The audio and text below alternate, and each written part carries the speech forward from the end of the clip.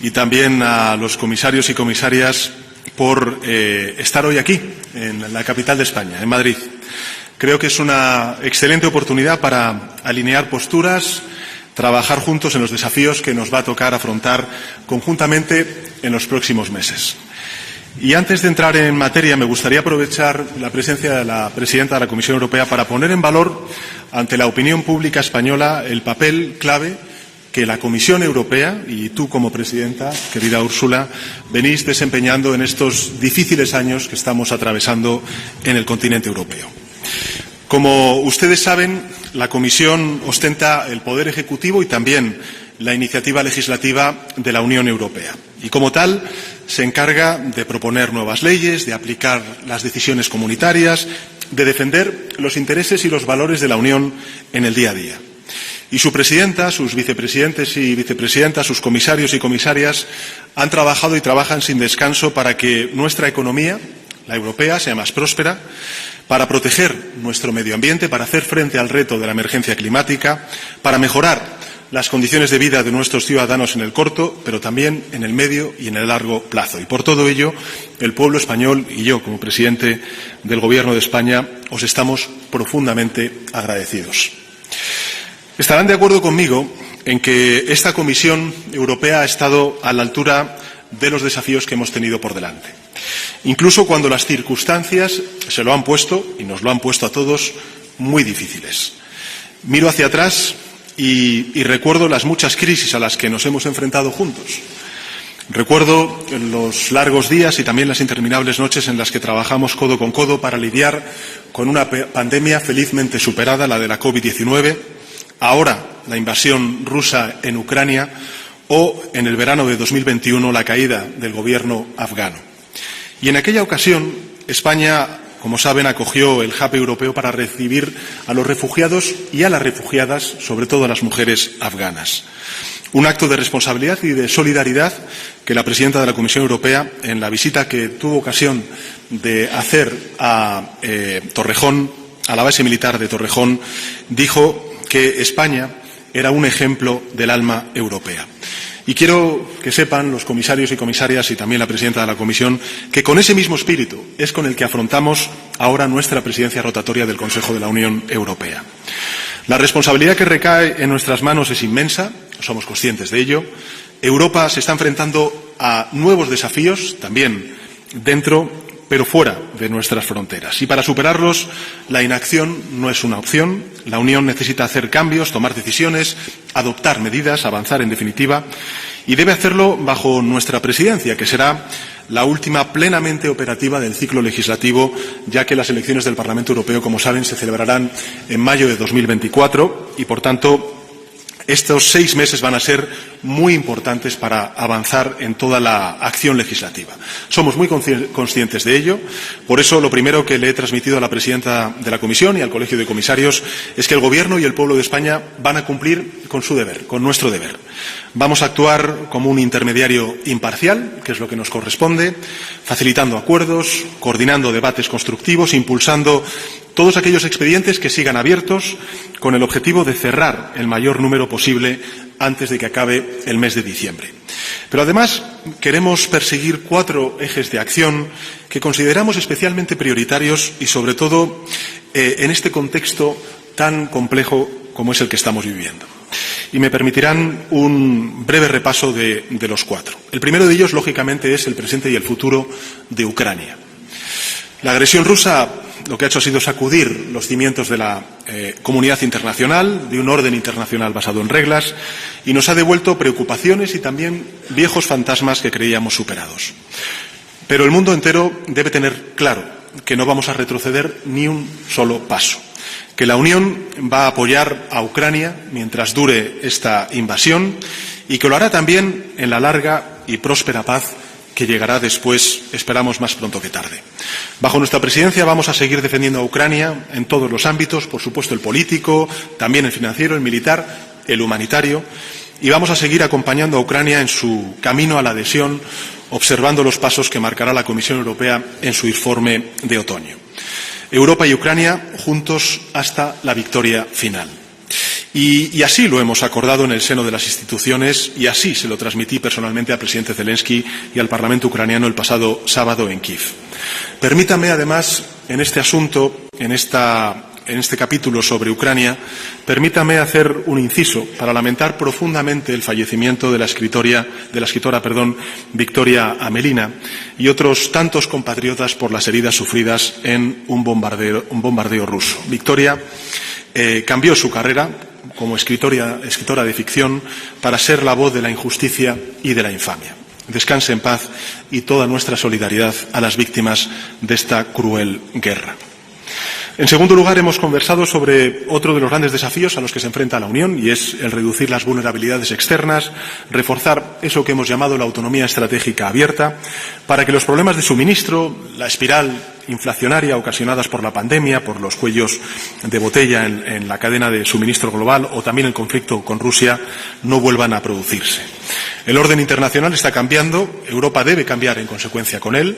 Tenemos que aumentar nuestras capacidades productivas, fortalecer nuestro liderazgo tecnológico, garantizar nuestra seguridad económica, de lo cual ha hablado, mejor dicho, la Comisión Europea y también el alto representante, diversificar nuestras relaciones comerciales, prestando especial atención a aquellos países amigos y muy próximos a nosotros. Bueno, yo creo que la Comisión ha dado ya grandes pasos en esa dirección y nuestra presidencia lo que va a tratar es de concluir varios expedientes claves como las normativas sobre las materias primas críticas, sobre la industria cero emisiones o sobre la inteligencia artificial. Y además, la presidencia española propondrá a la Unión una visión estratégica para seguir avanzando en esta agenda de aquí al año 2030. Una visión que hemos construido a lo largo de casi un año de trabajo, con estrecha colaboración con unos 80 ministerios de los 27 Estados miembros, así como los equipos técnicos de la Comisión, de la Secretaría del Consejo y medio centenar de representantes del sector privado. Una visión que identifica tecnologías, bienes, servicios, materias primas concretas que la Unión debería y podría producir en esta década de forma competitiva, que revela formas en las que la transición ecológica y el refuerzo a la autonomía estratégica europea pueden trenzarse y retroalimentarse, y que aboga precisamente por eso, por el lanzamiento de una nueva expansión comercial que aprovecha la coyuntura global y las ventajas competitivas de los Estados miembros de la Unión Europea para consolidar el que la Unión sea un actor económico y político de primer orden en el año 2030.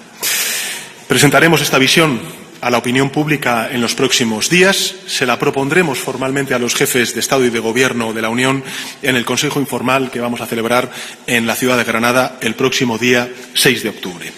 Y todo con el objetivo de contribuir a la prosperidad y a la resiliencia de Europa y a la nueva agenda estratégica de la Unión que se va a aprobar a comienzos del año 2024.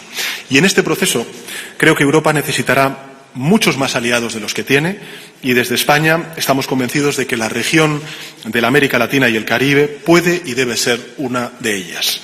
Por eso hemos organizado una nueva cumbre Unión Europea-CELAC que se va a celebrar, como saben, el 17 y 18 de julio y en el que se van a debatir nuevos vínculos comerciales, financieros entre estas dos regiones. Una cumbre que ha contado desde el primer momento con el apoyo decisivo de la presidenta von der Leyen y que esperamos servirá para marcar un antes y un después en la historia de las relaciones entre la Unión Europea y la América Latina y el Caribe. En tercer lugar, hemos conversado sobre los avances en la transición ecológica en la que el Gobierno de España está muy implicado, en la adaptación medioambiental, que es, como saben, una de las principales prioridades de la presidencia española. Este es un tema en el que el Ejecutivo español y la Comisión Europea estamos totalmente alineados. Ambos sabemos que la mejor forma de actuar contra la crisis climática no es negar la evidencia o mirar para otro lado, como proponen algunos, sino afrontar el reto y convertirlo en una oportunidad para reindustrializar nuestro continente, para crear nueva economía y para crear nuevos empleos. Y por eso vamos a seguir trabajando para lograr un acuerdo sobre la reforma del mercado eléctrico y agilizar la tramitación de los expedientes vinculados con el llamado paquete Fit for 55 y la economía circular. Y en este sentido yo creo que España y la Comisión Europea también coinciden en la necesidad de tener una economía que, además de ser más competitiva, sea más justa y solidaria. Y por eso trabajaremos para una adecuada revisión del marco financiero plurianual 2021-2027, para una reforma de la reglas fiscales que permita superar esa respuesta fallida a la crisis financiera, combinar la sostenibilidad de las finanzas públicas con la correcta financiación de estas dos grandes revoluciones a las cuales tenemos que dar respuestas desde una perspectiva de integración social y territorial, que es la transición ecológica y la transformación digital. Y por último, hemos conversado sobre el Pacto de Migración y Asilo. La presidencia sueca ha hecho un gran trabajo y yo quiero ponerlo en valor. Y nuestra voluntad, la del Gobierno de España, la de nuestro país, es construir sobre lo ya conseguido y forjar los compromisos que nos permitan alcanzar un acuerdo equilibrado en el que todos nos sintamos cómodos y también representados. Como pueden comprobar, en definitiva, y con esto no me extiendo más, tenemos mucho trabajo por delante en estos 6 meses. España asume esta presidencia con una enorme ambición y con la certeza de que contará con el apoyo de la Comisión Europea, de su presidenta, de su colegio de comisarios, para afrontar y superar este desafío. Por ello, querida Úrsula, estimados miembros del colegio de comisarios, os damos las gracias y, por supuesto, la bienvenida a la capital de España, a Madrid. Thank you very much for this visit. First of all, to the Royal Collection Gallery, the museum we are in here today. We had, and I hope you too, had the privilege to see so many masterpieces of Spain's exceptional cultural heritage. Time was way too short, so I have to come back because there are so many precious pieces of art and culture and history. It was a delightful way to start the day. A day during which we discussed indeed the European legislative agenda for the next 6 months. And I also want to start with Ukraine. Spain is taking the helm of the presidency of the Council at a decisive moment when we must double down on our support for Ukraine. It has now been almost 500 days since Russia's brutal invasion. And it has been 500 days of suffering of the Ukrainian people, but also 500 days of impressive resistance of the Ukrainian people bravely fighting for their freedom. Now it is our duty to match that endurance and that perseverance. This includes reliable and regular financial support. Therefore, we have put forward a new facility for Ukraine as part of our proposal for a revised EU budget. It's about 50 billion euros until 2027 for budget and for repair. And we are very much counting on the Spanish government for government support for our proposal on the MFF revision by the end of the year. This funding will also support Ukraine's reform efforts. Ukraine is working hard to progress on their EU path, as you all know, and this despite the atrocious war. So the Commission will present the progress report on enlargement, and the Spanish presidency will have to steer very skillfully these very important discussions on Ukraine accession path in the fall. On top of this, we must continue working on all other strands to support Ukraine. First, the sanctions, to keep a high pressure on Russia while cracking down on circumvention. Second, providing the Ukrainian forces with what they need to be successful on the battlefield. We have been delivering military equipment to Ukraine. We have been stepping up efforts to jointly procure for urgent supplies. Now we need the Spanish presidency to secure swift political agreement on the so-called Act in Support of Ammunition Production. It's a long name. In short, the abbreviation is ASAP, so that we can deliver more ammunition to Ukraine and at the same time replenish our own stocks as well. The third point for Ukraine is on accountability. Today, the International Center for the Prosecution of the Crime of Aggression starts its very important work in The Hague. It is documenting Russia's war crimes so that they can be brought to justice. And finally, and fourth, we need to advance the work on the use of proceeds from immobilized Russian assets. As you know, the Commission will come forward with a proposal on this soon. We know that Ukraine needs the funding, but also important is that the world needs to see that such horrific crimes cannot go unpunished. This is in very short the agenda for Ukraine. In parallel, of course, we must continue to deliver on our European agenda, on our policy work. And I will start with the competitiveness of our industry and our economy. It is the first priority of the Spanish presidency, and rightly so. We can be proud of Europe's leadership in innovation, but if we want to keep a head start in the global tech race, we need to nurture it. We need to improve our capacity to manufacture innovation at scale. And we need to send a very strong message to the industry that Europe is the place to do business. That's our triple purpose. That's what we have been doing with a number of proposals. And that's what we need the Spanish presidency now to fast-track forward. On the agenda is, for example, the Green Deal Industrial Plan, with the Net Zero Industry Act, with the Critical Raw Materials Act, and more recently, we call it STEP.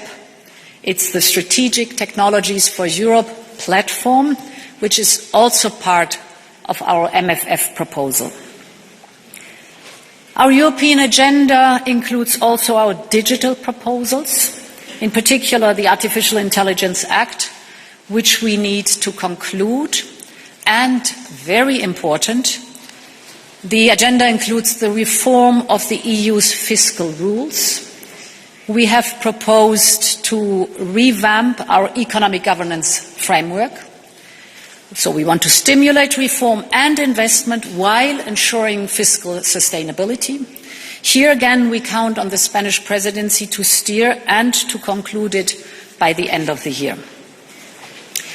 All this work on promoting our competitiveness will create good jobs, and it will create growth. And it will make our economy more robust, and it will make it more resilient to risks. In sum, it will strengthen our economic security. Economic security is the word that increasingly is an important topic for Europe and our international partners. And here too, we count on the Spanish presidency to take it forward, the economic security strategy that we have presented. Not only do we have to use the existing tools that we have developed, but also we have to discuss new ones. And it means, crucially, that we need to build strong partnerships across the world. And that is where Spain, with all its global clout, can really make a difference. I very much welcome the emphasis the Spanish presidency puts on trade and cooperation in the presidency program.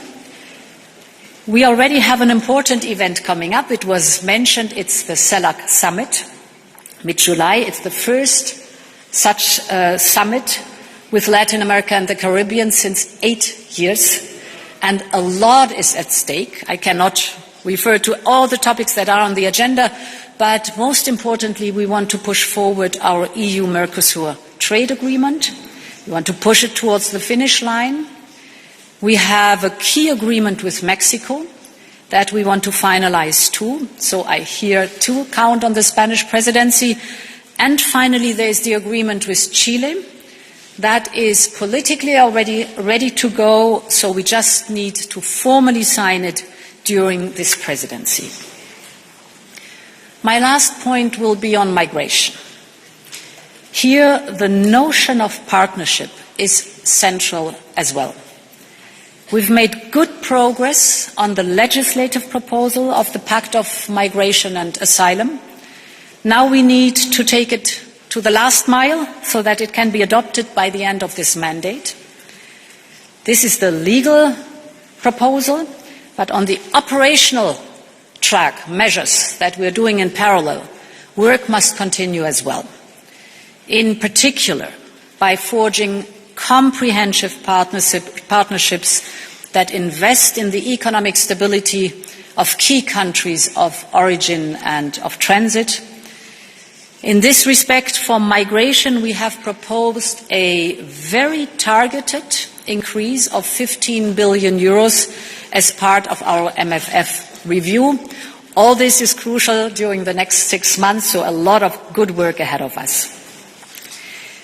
The important dossiers that are to be finalized, we know that sometimes it's just the last mile to go, but sometimes this is also the most difficult mile to go. Therefore, I'm glad that I can count on the Spanish dedication, the Spanish leadership, and the Spanish deep European spirit. I'm very much looking forward to the Spanish presidency.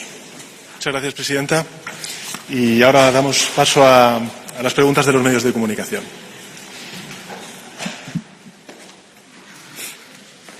Muy bien, pues vamos a comenzar con un medio español, con la agencia EFE. José Miguel Blanco.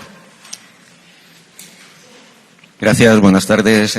Para ambos, respecto a los objetivos y prioridades, han hecho referencia al Pacto sobre Migración y Asilo. ¿Creen que realmente hay posibilidades de cerrar un acuerdo durante la presidencia española, teniendo en cuenta las dificultades que hubo durante el Consejo Europeo de la pasada semana?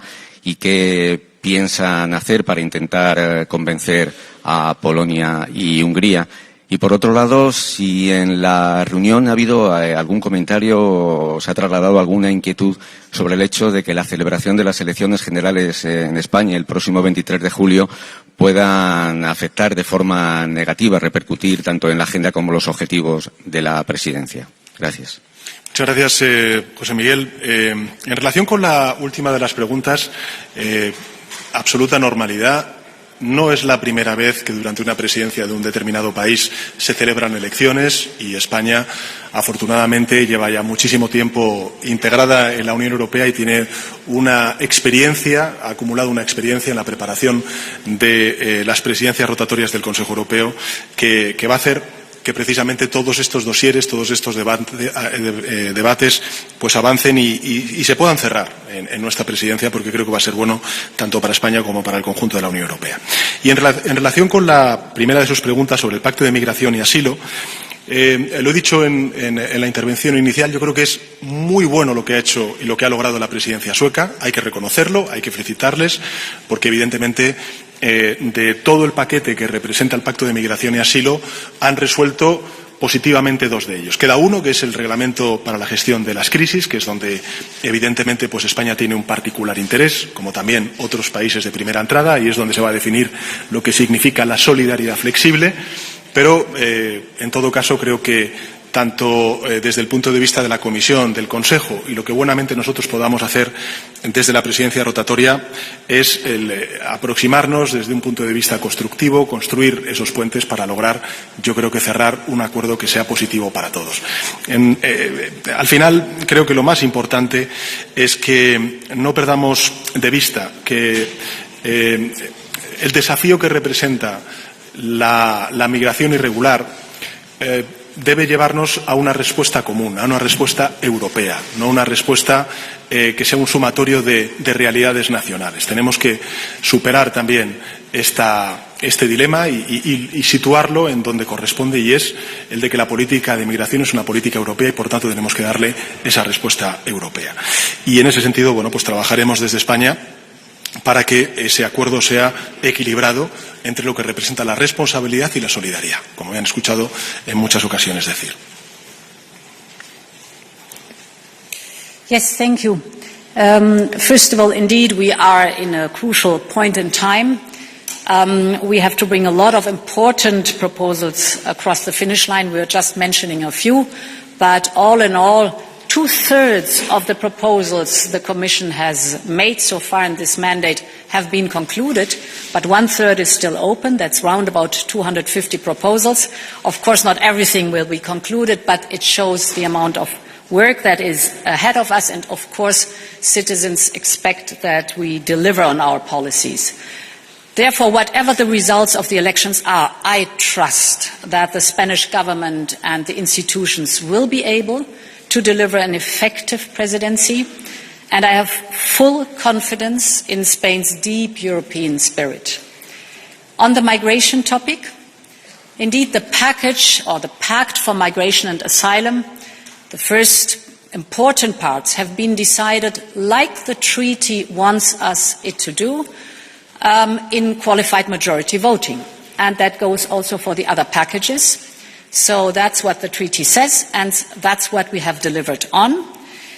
This is the legislative track, and I'm very confident that we will be able to conclude it, because what is still missing, because the atmosphere in the European Union is indeed that we've all understood this needs a European answer, and therefore we want to move forward together with this legislative proposal to finalize it. On the other hand, there is the operational track, where we are very practical, for example, on having pilot projects on the Bulgarian and Romanian border, on border management and on border procedures, to show that it is possible to have fast and fair procedures at the border.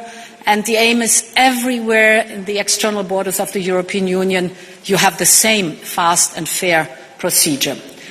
Or the same goes for our external actions, so the engagement with third countries, countries of origin, countries of transit, where we are willing to invest and to work very closely together with them as Team Europe, because we know this is the only comprehensive approach that makes it possible to really manage migration. Francesca Basso, del Corriere della Sera.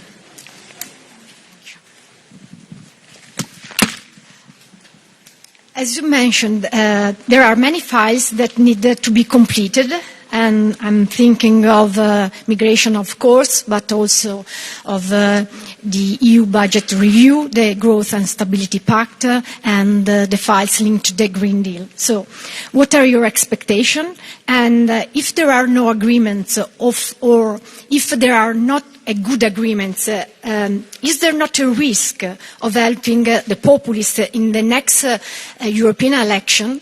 And we are seeing that the extreme right is rising in Europe, recently in Germany. Thank you. So I'm confident that we will make good progress on these important files, because, as I said, there is an important momentum right now in the European Parliament and the European Council and the respective ministers' councils, that we see that only if we stand together as Team Europe, only if we really manage migration, are we able to really move forward in a way that is the most beneficial for all of us and the topic itself. The same goes for the budget. We have presented an MFF review that is very focused, very detailed and tailored on the absolute must that we need, because we know that all the member states have to consolidate. What are the three topics we are asking for? It is predictability and reliability in the funding of Ukraine beyond 2023.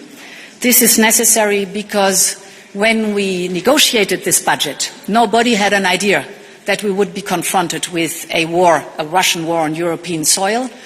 We have in the last 16 months dedicated from the European budget 30 billion euros to Ukraine. That was never planned in the budget. So now all the flexibilities, all the cushions are exhausted, and therefore we are asking for predictability for the next 4 years for Ukraine, the 50 billion euros.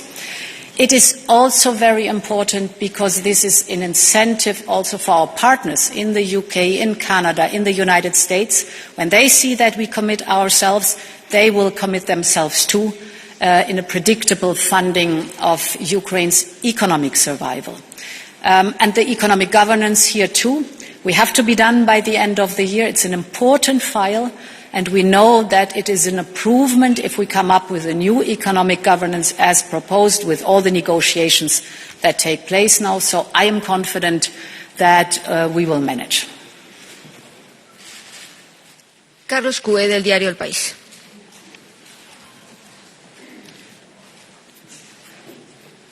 Muchas gracias. Sí, para los dos, hablaba antes la señora von der Leyen de una mayoría cualificada. Políticamente, técnicamente sí, pero políticamente es sostenible aprobar el pacto de migración y asilo sin Polonia y Hungría. Eso está encima de la mesa.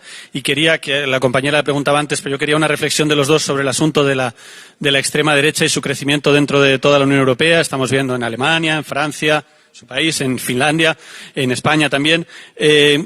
¿Hasta qué punto les preocupa este ascenso de la extrema derecha que pueda acabar con el trabajo que ha hecho la Comisión y la línea que ha seguido la Comisión hasta ahora? ¿Hasta qué punto les preocupa ese ascenso? Gracias. Bueno, muchas gracias, Carlos. Sobre la última de las preguntas, como entiendo que tiene una derivada de política nacional, lo que voy a hacer es evitar responder, porque estamos, en fin, en una rueda de prensa de una reunión bilateral entre el Colegio de Comisarios y el Gobierno de España. Habrá ocasión de poder hablar sobre ello en otras ruedas de prensa y tendremos a lo largo de las próximas semanas muchas oportunidades para poder fijar posición sobre esta cuestión. Sobre la primera de las preguntas que ha hecho, bueno, es que está en los tratados.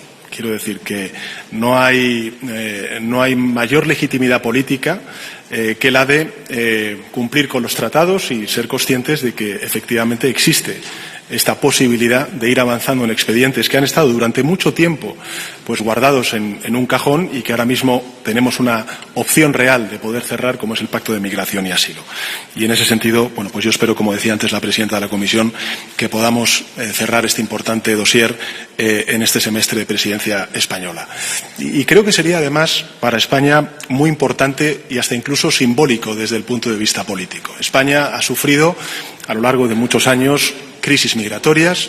Afortunadamente, en estos últimos años, la ruta del Mediterráneo occidental es la ruta que menores o mejores registros de control de esos flujos de migración irregular está teniendo del conjunto de rutas que existen en el Mediterráneo, y eso también pone en valor la política migratoria que hemos hecho conjuntamente con la Comisión Europea, ¿no? De coordinación, de cooperación, de nunca olvidar que hay, como usted me ha escuchado en muchas ocasiones decir, una dimensión exterior de la política migratoria y, por tanto, de cooperación y de colaboración entre Europa y los países de tránsito y de origen, que creo que debe ser también de inspiración para que podamos llegar a ese acuerdo, ¿no? El que un país de primera entrada, como es España, o en primera línea, como es España, pueda ser, bajo su presidencia rotatoria del Consejo de la Unión Europea, quien logre este importante pacto de migración y asilo, creo que también demuestra la responsabilidad de un país como el nuestro.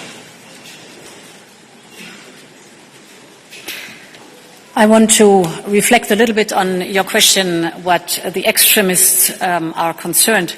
I think important is for us to deliver on our policies.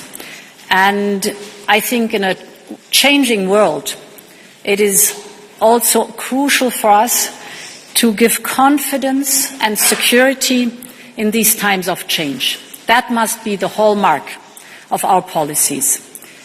If you look at extremists, whether it's the right or the left, they are looking back and they fear any kind of change.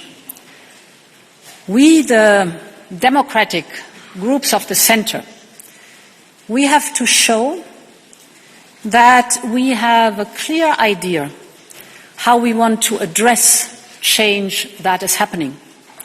Climate change is a fact. We have an idea, we have a vision on how to address it and how to tackle the difficulties, but also how to tap into the opportunities that are, for example, the new technologies, the innovation that is behind it, the possibility to show that you can have growth and prosperity while cutting emissions, that you can have prosperity while protecting nature and the environment. The war that Russia unleashed in Ukraine is a fact, and it causes many suffering, a lot of suffering and many troubles to us. But there's also the momentum in it that we as Democrats have to show, and that's what we're doing, that we are confident that we will defend the UN Charter, that we will defend the international law, that we will strengthen the principles that are enshrined for a good reason in the UN Charter of sovereignty and territorial integrity. So we have to deliver on our policies and show that we have a vision and an idea how to tackle the problems of change that happens, but also to turn them into opportunities. Finally, Mark Pieperkorn, the Volkskrant. Thanks a lot. Work or not? Yes, now it works. Good afternoon. Thanks for this invitation. Mark Peperkorn, Volkskrant, Netherlands. My question is about enlargement, because you both mentioned Ukraine. It's not only Ukraine, of course, which needs to reform, it's also the EU. Now, Mr. Sanchez, you will have this meeting in Granada in 3-4 months' time. So could you maybe share with us your ideas about how the EU should reform? And then I mean about the size of the budget, where the money is spent on, where it comes from, size of the Commission, the Parliament. And maybe I could ask the same to Mrs. von der Leyen, because especially if you're aiming for a second term, you will have to deal with it. Thank you. Well, thank you for your questions. I would say that enlargement is on the table. This is true, and of course there will be a debate on the institutional reform, the resources, the common agricultural policy, the cohesion funds, and so on and so forth. But I think the most important question that we must answer is how do we foresee the European Union in the coming years? What are the goals? What is the strategic nature of the European Union in 4-10 years' time? And from my point of view, but this is my point of view, I do believe that we need to move forward a more federalized European Union. We need to share more policies. We need to share more sovereignty. And we need to find common responses to common challenges that also our societies and countries are facing. Not only the war, its implications, but mainly the digitalization and the transformation of our society and its impact, and of course the climate emergency. So in my point of view, those things are of course important, because at the end of the day we need to speak about the Commission, we need to speak about the seats in the European Parliament, the institutional reforms, especially the resources, but what in my view is more important, and this is what we need to answer in the coming years, is what kind of European Union we want. And in my view, what we need is a more federal European Union, as actually we did with the pandemic and with the response taken by the European Union regarding the Next Generation funds. I would like to continue with the experiment you were just mentioning. Let's look forward for years and try to imagine what Europe will look like. Can we imagine the European Union will be without Ukraine, without Moldova, without the Western Balkan? And those parts of Europe are under the influence of Russia or China? Impossible. So, the direction of travel is clear. And therefore, now we have to start to think about how are we making sure that Europe is whole, that those countries are part of the European Union, and these are principled decisions that we have to take. We have to discuss how the decision-making process will look like. We have to discuss how the common funding that we have will be allocated, what are common policies that we follow up, and what are the strengths we want to develop in the European Union. So these are very principled questions we have to ask each other. And this perspective of what my future is, we have to address them as soon as possible, because it will take us time to come to a conclusion. That's it. Muchas gracias. Muchas gracias. Good.